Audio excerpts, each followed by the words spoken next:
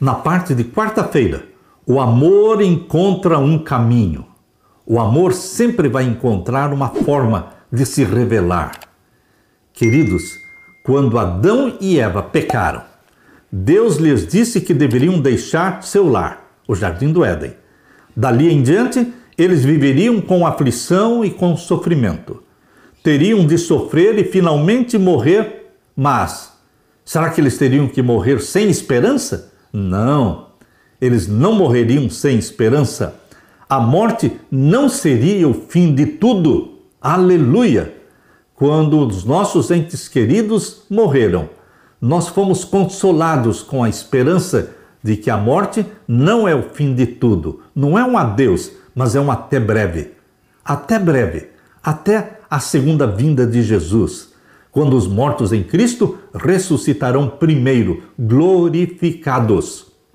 Foi então quando Deus deu a promessa para Adão e Eva, a promessa que está em Gênesis 3,15, de que a semente da mulher esmagaria a cabeça da serpente. Olhando diretamente para Satanás, a serpente, Deus disse: porém inimizade entre você e a mulher, entre a sua descendência e o descendente dela.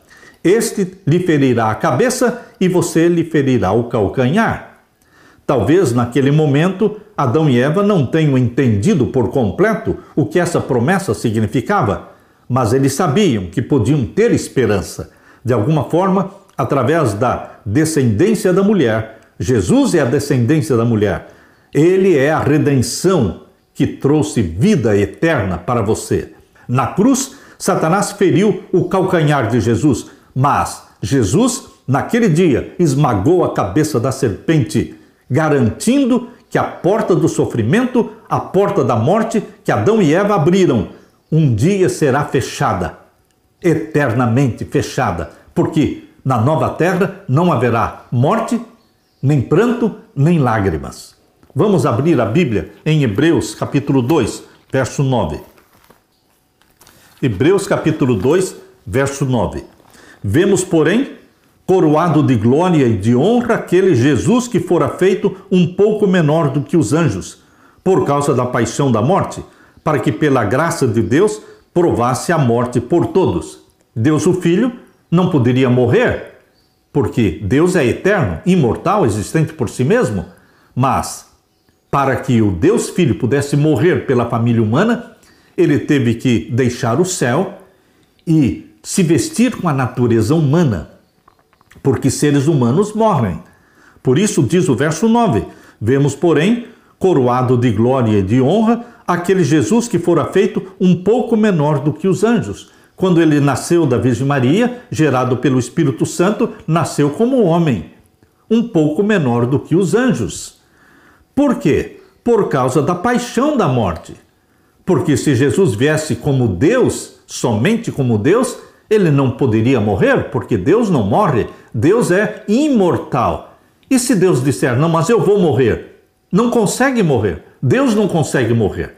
Por isso que o Deus Filho tornou-se homem, porque como homem ele poderia morrer pela família humana. Então foi por causa da paixão da morte que ele se tornou um de nós, para que provasse a morte por todos, diz aqui Hebreus 2 e o verso 9. E lemos também em Gálatas capítulo 3. Abra sua Bíblia em Gálatas capítulo 3, vamos ver o verso 13. Gálatas 3 e o verso 13. Leia comigo.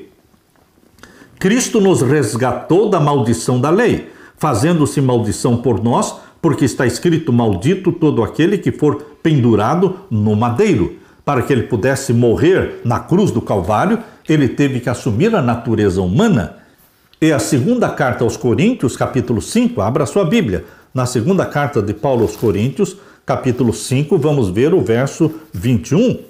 Aquele que não conheceu o pecado, Jesus não conheceu o pecado, o fez pecado por nós, se tornou pecado na cruz do Calvário, para que nele fôssemos feitos justiça de Deus. Queridos, esses versos nos mostram a imensidão do sacrifício de Jesus na cruz. Tornou-se pecado na cruz. Por isso ele se sentiu separado do Deus Pai. Por que me desamparaste? Perguntou Jesus. Porque o pecado nosso colocado sobre Jesus separou-o do Pai. Mas ele mesmo nunca pecou. Meu querido irmão, você já se perguntou se Deus o ama? Você já se questionou sobre o amor de Deus? Olhe para a cruz, para a coroa de espinhos, para os pregos nas mãos e nos pés de Jesus, em cada gota de sangue que Jesus derramou no Calvário. Deus está falando para você. Em cada gota de sangue, eu amo você. Quero estar no céu com você. Você pecou, vendeu-se para o inimigo e é indigno da vida eterna. Mas eu paguei o resgate para salvar você. Você não precisa se perguntar se é amado ou não. Basta olhar para a cruz do Calvário. Na Bíblia lemos de um Jesus que veio a este mundo, passou por aflição, decepção e dor, como todos os seres humanos. Está revelado um Cristo que enfrentou as mesmas tentações que nós enfrentamos, mas que triunfou sobre os principados e potestades do inferno. Em sua vida e em sua morte, na cruz, tudo Jesus Cristo venceu. Tudo em favor de cada um de nós. Pense nisto, meu querido irmão. Jesus, aquele que criou o cosmos, o universo inteiro, todas as galáxias. João capítulo 1, verso 3. Tudo que foi criado, por ele foi criado. Ele desceu do céu e não apenas veio ao mundo caído, mas ele sofreu neste mundo, de um modo que ninguém jamais sofrerá. O sofrimento de Jesus está explicado no livro de Isaías, capítulo 53, versos 1 até o verso 5. Ninguém vai sofrer como Jesus sofreu. Ele fez isso porque nos amou. Que motivo poderoso para ter esperança, esperança que nunca morre. A vitória de Jesus já aconteceu. Jesus Cristo é o vitorioso e Satanás é o perdedor. E nós falamos, aleluia, bendito seja Deus. Porém, meu querido irmão, na nossa mente, a batalha continua entre o bem e o mal. Na nossa mente, a guerra continua, porque Satanás quer nos aliciar para sermos do exército de Satanás. E Jesus Cristo nos atrai pelo seu sangue. Jesus Cristo nos atrai através do Espírito Santo para sermos dos santos do Altíssimo, para sermos remanescentes de Deus na terra. Nesta batalha que está sendo travada na nossa mente, quem vai vencer? Jesus Cristo.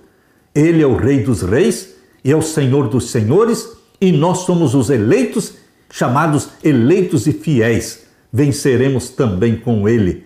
Aleluia!